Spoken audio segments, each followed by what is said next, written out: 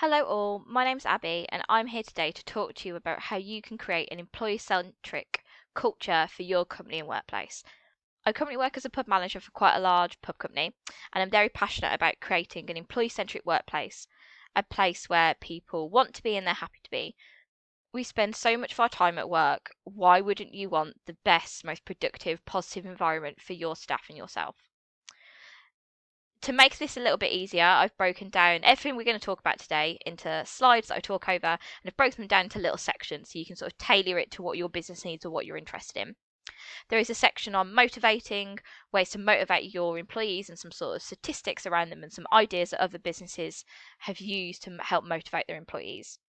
There's a section on recognition and rewards, not just talking about money and giving them monetary rewards, but other sort of alternative ways that you can motivate them through recognition and rewards. There's another section on learning and development, ways in which you can train your employees to get the best of them, and also policies that maybe you need to review that may need enhancing to become truly employee centric. Also, there's a section on ways to actively hear your employees and collect their feedback. And then there's also just a very quick summary and a little bit of case study in there as well. As well as this, if you don't want to listen to me drone on and on, there is also a podcast in which I asked you guys, the general public, some like what happens in your workplace, what motivates you, how employee centric do you feel your company is, and why not. These featured people who worked for the public sector and the private sector, and everyone involved in that worked in different industries and for different companies. So it really is quite an interesting listen. So please go and listen to that. As well as that, there is also a page which has some useful links, lots of research that I conducted, and in there is research papers, there are some testimonials, there's some case studies, there's some general articles that are quite fun and interesting about how to create an employee-centric culture, and there are also a couple of videos of TED Talks of actual professionals talking about this. So there's lots of different information, however you want to get it, about how to become employee-centric, which I will explain what that is in a second. So if you want to stick with me, here's a little introduction about our aims and also just a little bit about onboarding inductions, how that can drive your company culture.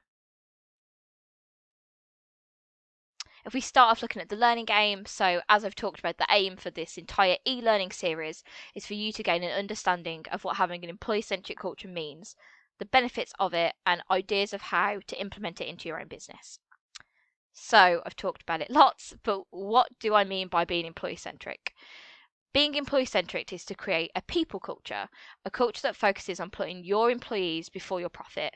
I know that's a very bold and scary thought, but think about it. Happy employees will drive your bottom line. People that shout about where they want to work, and are happy to be there. That can only have a positive impact.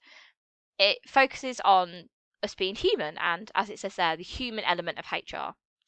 So employees are supported, they are actively heard in their workplace, and they're empowered to be who they want to be and empowered in the work that they do.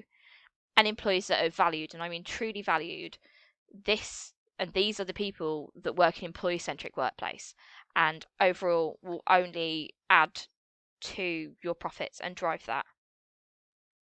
So where does it all start? So at the beginning, really, at onboarding, at inductions, whatever you call it in your workplace, this is where your company culture is first portrayed and the buy-in of your company is sort of showcased to your new employee. So I'm not here to revolutionize how you conduct your inductions and what you do in them, but just hopefully to give you a couple of things that maybe you might take away from today that you could implement in your workplace. So inductions set the precedent, as I've already said. They show your employee what you expect of them, but also in turn what they can expect of you. So one way that you can make the induction process more employee-centric is to send out a welcome pack, for example. In this, you might give them the documents they need to sign before the day. No one wants to have someone sit there, and no one wants to sit there and watch someone sign documents for a lengthy time, or feel rushed into signing their contract. Send them in advance of the day. Allow them to look through it, have a browse, and see what they are signing up for. Details on different perks, either perks that you provide or ones that they can sort of sign up to through your job, whether that's sort of dental care or their holiday entitlement or different little bits that you put in place to make your company who it is. job specs they can refer back to, what is expected of them, a guide to who's who. I personally really love this, and I think it's brilliant. So just a little information, picture if people will allow there to be, but a little picture of who is head of each department, who works in each department. It doesn't need to be every single person if you're quite a large company, but people that they were specifically coming into contact with, tailor it to them. Maybe a little bit about that person, what they're interested in, just so that when someone goes into the workplace for the first time, there's lots of names, there's lots of faces, but that they can look at that and go, oh, okay, I need to go and speak to someone in accounting. Okay, oh, Ted, he works in accounting. That is Ted. It's just quite a good way for them to sort of get to know people before they start. In turn, you could also ask the new starter a little bit about themselves. Nothing too personal. Some people also might not want to do this, but you could just ask them what's their favourite film, what is their favourite food, and you could send that out or tell people it in a staff meeting ahead of that new employee starting. It just gives people something else to talk about other than, oh, where did you used to work?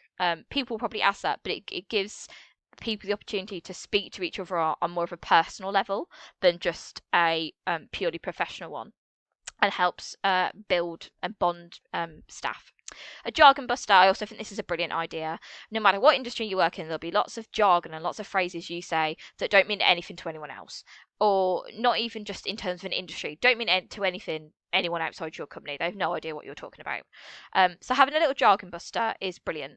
We want to create a culture where people feel like they can be like, I don't know what that means, I'm really sorry.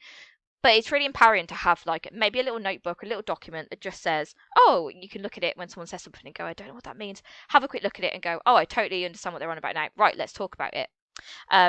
Also just giving them a bit more of a guide to their first day, not only what they'll be doing, and also what they should wear, but where can you park? Where can you go and get refreshments? Do you need to bring your own mug in? All stuff like that, so they don't need to be stressed out before their first day. Another thing to look at, obviously you have to do a walk around, you have to show people the fire exits, that's a legality. But on that tour, make sure you are introducing them to people, and your managers, actively introduce themselves to your new employee. That's super important. Putting a name to a face and building those bonds from the beginning. Personally, I've worked in a pub for many years, and one of the pubs I worked as an associate, and so I was just sort of the most senior, not the most senior, the most less senior member of staff going. And when I worked in that role, I had no idea who my pub manager was for months. They never introduced themselves to me. They didn't really talk to me. I knew nothing about them. So there was no way I was ever going to go to them if I had a problem. And it was lucky that I had other great members of staff around me, and I really enjoyed my job. But if I didn't, and I did want to go and talk to them about something, I just wouldn't have done. I would have just left. So it's really important to build those bonds and have people know who you are. Questions, have people, encourage them to ask questions. Lots of people will say there's no such thing as a silly question, but mean it when you say it. Provide them with a buddy, provide them with someone who they can go to and ask questions, they can build a bond with, and also have that buddy trained in how to sort of ask other questions and check in on their well-being, check in on how their mental health is doing. It doesn't need to be too personal, but just ask more than just, are you all right? Actually mean it. Also, road mapping and job specs. So I did cover about giving people job descriptions, have them know what's expected of them, but also a roadmap. When people start in a business, they're normally very eager to start. So it's really key that you sort of take that and build on it. Give them a roadmap. Give them a look at how they could progress. Different training courses you offer. What is in it for them? I think that's really important. So give them a roadmap is a brilliant way to look at this. Thanks for that today, guys. That's just a little bit about onboarding. Please click on all the other links to have a look at all the other topics I talk about.